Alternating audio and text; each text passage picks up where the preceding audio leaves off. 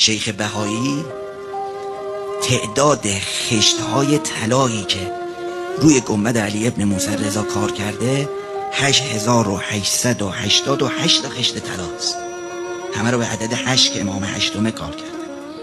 میگفت پشت هر خشتی رو یه حرز و طلسمی نوشته، بعد کار گذاشته که اگه کسی تو این دنیا کسی برای شیطنت کرد، با نگاه به گنبد علی ابن موسی رضا گرش باز بشه.